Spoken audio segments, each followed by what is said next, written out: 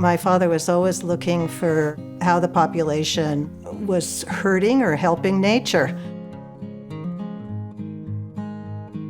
We're trying to connect people to their food systems, to seasonality, to locality, to what it means to support good farming practices and craftspeople and artisans. I feel inspired every day by the people I work with and the students I encounter.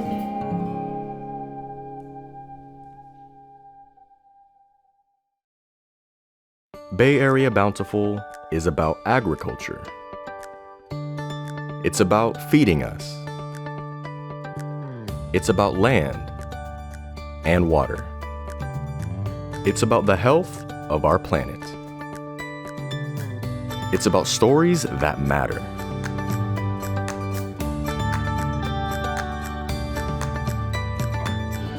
Bay Area Bountiful. Cultivate, celebrate, connect. Bay Area Bountiful is made possible in part by Rocky the free-range chicken and Rosie the original organic chicken. The Sonoma County Agricultural Preservation and Open Space District, Made Local Magazine and Sonoma County Go Local, and through the generous support of Sonoma Water.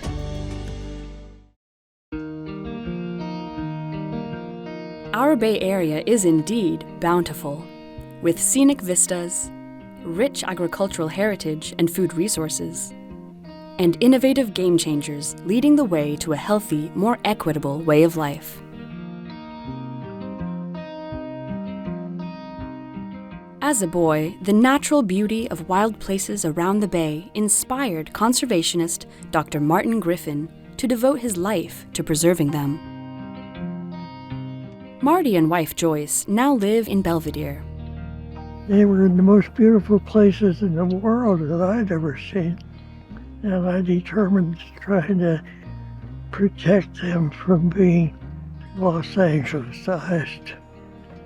Marty has always loved nature, and everything is about nature, and he's promoted that through everything he's done. My father appreciates that our well-being is so closely tied to the health of our environment. Dr. Griffin wrote a book about his environmental work, Saving the Marin Sonoma Coast. Part 1 tells how a newly formed Marin Audubon Society asked him to help stop development plans around Richardson Bay.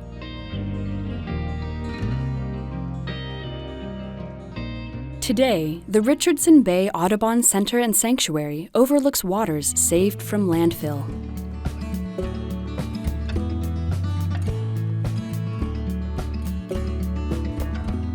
Saving Bolinas Lagoon was a defining moment in Marty's notable career. Got acquainted with the Bolinas Lagoon and stopped a huge subdivision that was going to be there for 40,000 people. We are at the Martin Griffin Preserve on Bolinas Lagoon. Marty Griffin is a visionary in understanding that we need to preserve important places for people and for wildlife. Well, it originally became a preserve because it was one of the largest heron and egret rookeries anywhere in the West. Because of his action and others, Marin remains a really well-protected, beautiful place for all to enjoy. The fight to prevent the urbanization of West Marin is documented in the film Rebels with a Cause. When the Point Reyes National Seashore was authorized, we formed Audubon Canyon Ranch on Bolinas Lagoon. Our intention was to block the development of the freeway, so we started to oppose it vigorously. We have 4 sanctuaries now on Bolinas Lagoon, and that's named after me, so I appreciate that. The area around Point Reyes and Tamales Bay was going to be a city that today would be about 150,000 people. There would be freeways and suburbs and so on. And Marty and others got together and said, in essence, no way. next street.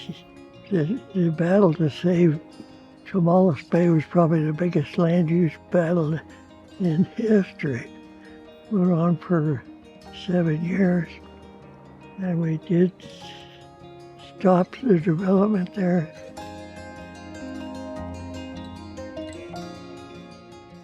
We remodeled an old barn that was 100 years old and turned it into a winery. It was used for drying hops. And Marty had the first winery tasting room in Sonoma County. One of the first. Pardon? One of the first. Well, I know, you're modest.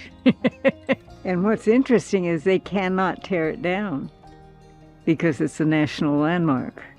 So it's protected. After purchasing a ranch in Healdsburg, Marty led activism to protect the Russian River. And my God, you can't believe what was happening to the Russian River. There were 7 or 8 mining companies, big mining companies, that were digging deep pits, and they were going down 90 feet after gravel. This was destroying one of the best steelhead and coho salmon fisheries. One of the most significant lessons I learned from Marty Griffin over my career was how important the sands and gravels of the Russian River are to water quality for the region. That's naturally filtering our water supply. And his efforts resulted in significant achievements to preserving the region's natural resource and defining iconic Russian River, which provides the lion's share of our drinking water for the region. Dr. Griffin studied zoology at UC Berkeley, then attended Stanford School of Medicine. Dr. Griffin was in private practice. He was an internist. He came back and got his master's degree in public health. And after he got his degree here, he was asked by the state to head up the hepatitis B outbreak, and was very successful in eradicating or dealing with the hepatitis B epidemic at the time. I got a job at Sonoma State Hospital in Glen Ellen. I was chairman of the Hepatitis B and AIDS Task Force. I went to all the different state hospitals and gave courses in how to handle this hepatitis B. He has just a litany of successes, one after another, of improving public health and protecting the environment. Right adjacent to the Hopkiln Winery, he helped preserve Bishop Ranch, which is a wonderful facility. It's a true tribute to somebody who's funded land preservation, water preservation throughout the region.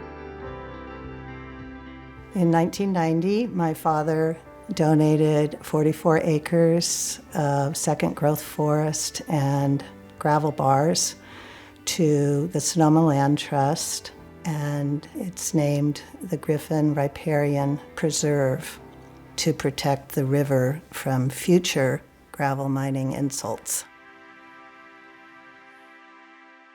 When Martin Griffin Preserve was ready to start the first controlled burn on the land, Marty was asked to get things going. Marty has not stopped working. Marty was here to carry that drip torch and put the first fire on the ground to bring good fire back to Martin Griffin Preserve. Marty, over the years, and he did all of his work, he came to be known as the nature doctor, or more colorfully, as the doctor with mud on his shoes.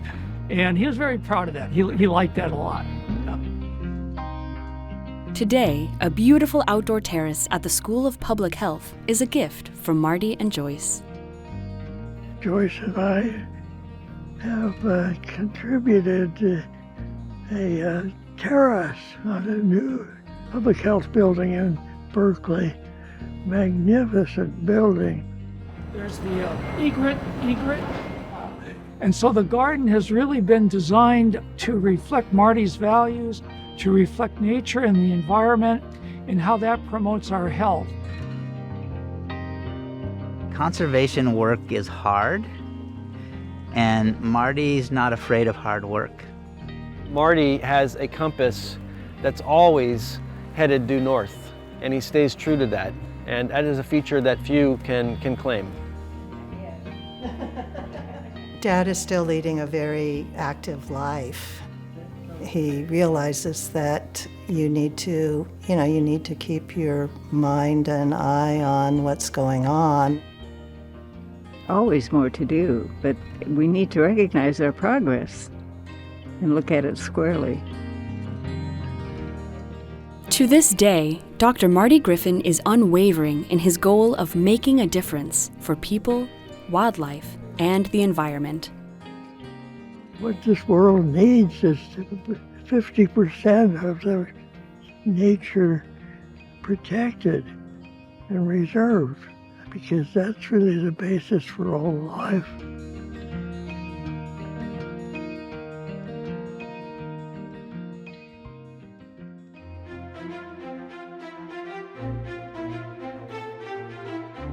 Not too far away, Deborah Bertolucci is the superintendent of Geyserville Unified School District and the principal of Geyserville New Tech Academy. I'm big into academics, but I love that real world experience. I think that really helps open students' eyes to the possibilities of what they might want to do in their lives. See where their paths will take them once they leave our campus. I've known Miss Bertolucci since I came here, and when I first came, she gave us a tour of the school here with my parents, and she was just very enthusiastic about the campus, and I really was like, okay, I want to come here. I think she's a great leader. I see how receptive she is to new ideas and trying new things, and as an instructor, that encourages you. As a project-based learning site, Geyserville New Tech Academy encourages hands-on learning through an integrated curriculum approach. When people say, what are you building out there? I'm like, we're building confidence. Because we bring kids in that didn't know how to use any of the tools, and by the time they leave, they know how to use every tool in the shop. A lot of our families work here in the vineyards, and so we really want to show our student population, what else is out there, what else they can do within industry here. I've taken industrial arts and con ag, which was all just like construction agriculture. So working on the greenhouse out there, building the boxes, hand tilling the soil. The hands-on, it's just so much more fun. Creating hands-on opportunities for students is an essential part of Debbie's mission as a leader, because she knows firsthand the benefits of jumping head-on into projects, discovering what you enjoy, and learning by doing. Jumping into admin and superintendent here is typically kind of how my career is. I started out as a young mother, very young. I didn't even graduate high school, so I worked on that at night to get my diploma, and then after I substituted, just parent volunteering in classrooms, I'm like, oh my God, this seems amazing, and went back to school. I got hired out of the credential program, so I started here in 1999 as a math teacher, and then I moved into the administration here, and 4 months after that, I got superintendent as well. And so I've been doing this dual role for the last 7 years. That initiative and drive has continued to serve Debbie in her pursuit to secure funding and connect students with opportunities. Initially, our County Office of Education offered some stipend money for teachers to develop curriculum for a program, and which led to our innovative agriculture program here and robotics program. I was propositioned to do some innovative ag curriculum, and within that I wanted to bring in the tech side of agriculture. Use ultrasonic sound to know where it's at. So Debbie Bertolucci, the administrator, she's very open-minded, very encouraging. So it's fun for me to figure out how can I bring this stuff in to try to engage the students. Every single elective has a different activity that you do, and it's more engaging. We're working on the aeroponic towers, the 3D printing, the design, the robotics. And this is how it sits in the pipe. Hydroponic wall over there that has plants and stuff is going to go in. And the students are engaged with all that stuff. So the water is going to flow up all through this, and then it's going to drain out here. And these are the caps that I made. They're getting an integrated science approach to these courses, and we have been rewarded for our efforts so far, and the community's getting more and more involved, more proud of it. Geyserville Unified partnered with and received funding from the Sonoma County Career Technical Education Foundation, secured a $2 million grant from the state for facilities, and got a substantial boost from their local community. Our lovely Geyserville community, I went out to them and asked if we could put a bond on the ballot measure, and they supported us overwhelmingly, and we received over $21 million in funding from our local community. Now we're busy building this great facility, building our gardens, and just our ability to educate students. Because it's more hands-on, I feel like it is more interesting to learn about, and it's like a better opportunity to be able to do it yourself. I feel like it makes more sense. We're hoping to start our farmers market in the fall, and we work a lot with our cafeteria, our culinary program. So all of the things that we're growing here, we're using and feeding students here, as well as hoping to feed our community. This is like a work situation here. If you're late to work. If you're not polite, you're not polite at your workspace. I can't give you a good recommendation for your job. In the spring, we'll have our juniors and seniors out for 2 weeks doing special projects within our community and partnering with local businesses. Actually, we'll find out tomorrow if I got a job at a office, being their bookkeeper. It's temporary, but it's a step in the direction I want to take. Our local partners are just so impressed with the students, their professionalism, the way they conducted themselves, their ability to show up on time and be reliable. And I really believe this is the beginning of a great partnership. The Geyserville community looks to this site as kind of their anchor spot. And once you come here to teach, people want to stay here. She has a great rapport with the community, and so you just want to help build the team and support it and leave a good legacy. You know, I wouldn't be here without a whole team of people supporting me, and I'm so inspired by our teachers and students. I do really appreciate that she, even though it's a small school, she plays 2 roles, and there's, you know, a lot to manage, and she handles it very well, and you can definitely see that through what our school looks like. It's a great place. She like sits down with the students, and she's just more like kind, and like she cares about the students more. I always want to make sure that I'm that support person so that if staff want to be innovative or try something new, they're able to do that. She always takes care of us. Yeah, no, we can never quit. I'm really proud of what we're growing here in our schools and how we can build that for future generations. So I'm very proud to be a part of Geyserville New Tech and Geyserville Unified.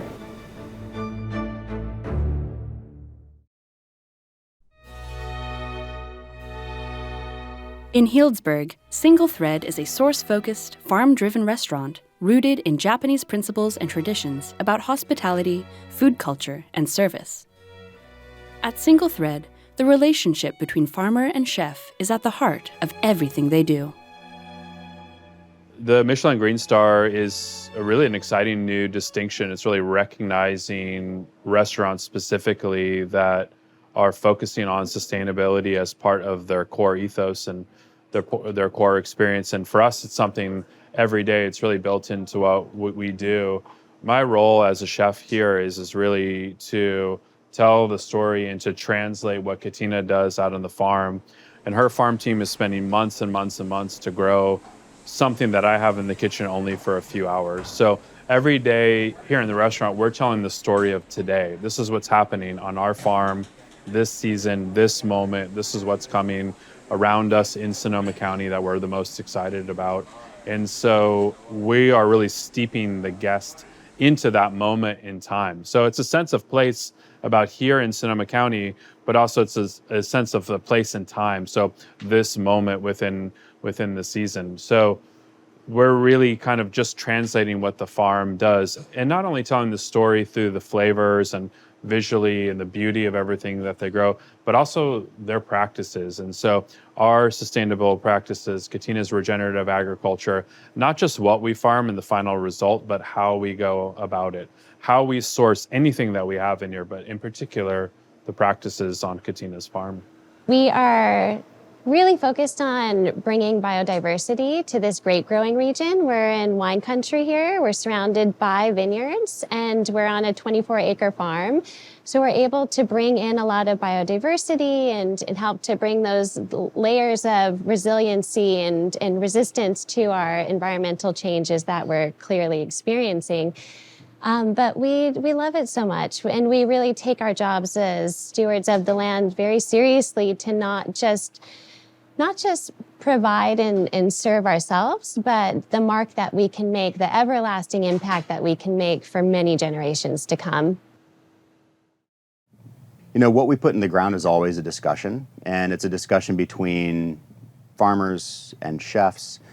But I would say that ultimately, like, the vision that Katina had and continues to have is like really the North Star. You know, at times the restaurant leads what we're doing here, and at times we lead what is going to the restaurant. And I think that it's a lot of fun to be part of that relationship. So, you know, we talk about what's happening here and now. At least twice a month we sit down with one of the chefs, if not multiple. But that communication also happens every day. We have really been dedicating a lot of energy to creating a language between the farm and the kitchen, between the farmers and the chefs, to be able to provide each other what we need as far as feedback, guidance, just to make sure that we're all on the same page. We're growing what the chefs want. The chefs are so incredibly respectful of the hard work of the farm. And so we just want to make sure that we're constantly providing them with all sources of inspiration. And they continue to provide us, you know, with that inspiration in return as well. So we love to go over our recent seasons, what they loved, maybe what they want more of, what we can scale back on so that we can continue to hone our practices and you know, to refine the language between us. Yeah, it's a constant conversation. We have to look a year ahead of saying, what do we want to be doing this time next year, and then work backwards. So we're looking really far out. We're looking to 2 seasons ahead, and then we're also talking about what's happening right now. The daily harvest right now, what's coming next week, how we're going to need to change the menu, what things are coming into season, what's going out of season. So it's always a conversation across many different timelines that are happening simultaneously. And as Katina said, the farmers are growing what it is that we want and need. We are in turn utilizing the products that the farmers are most excited about harvesting at that moment and they feel are at peak ripeness. And we are working our creativity and our menu around what the farmers are dictating to us. So really, Katina and the farm decides the menu that we have at any given time. We may be coming up with the dishes, but they are deciding the menu. This is what's ready. This is what we have. This is how much of it we have. And that drives our creativity. If we have something in abundance, then we're looking at ways and creating dishes so we can use it abundantly. If we have something in small quantities, then we're looking at ways so we can use it in smaller ways and feature it and highlight it. So they're 100% driving our creativity. And we, as the chefs, are really sort of like vessels to really kind of connect the farm and the farmers, you know, to our guests sort of through us. We're telling that story of the farm. One of the reasons why we're here and why we really wanted to plant roots here is because of the agricultural community.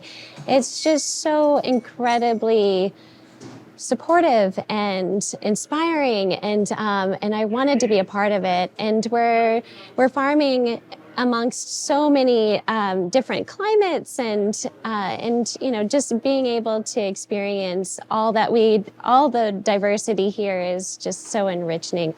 We're so proud to showcase what's great about Sonoma to the world, and to be out there, as a restaurant, and to really talk about Sonoma and focus on what we do here, to be very authentically tied to our land in this place.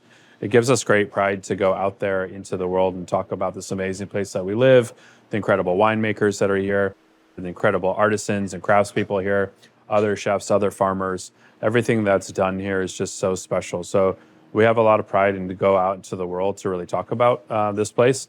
Or if you're from here and you're from Northern California and wine country, to have a lot of sense of pride of how truly special it is, this place where we live. Using local food for world-class fine dining. Supporting students with the opportunities and knowledge to succeed. And committing a lifetime to safeguarding our precious wildlands.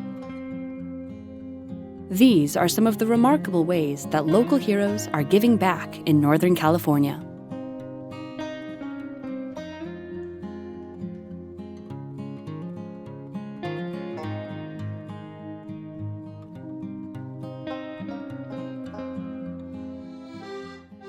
Dad, in his 90s, taught himself how to play the accordion. Today, at 102, he plays the accordion. It's so wonderful to come to the house and I hear the music. One day I arrived and I come in and he's all dressed up in his lederhosen.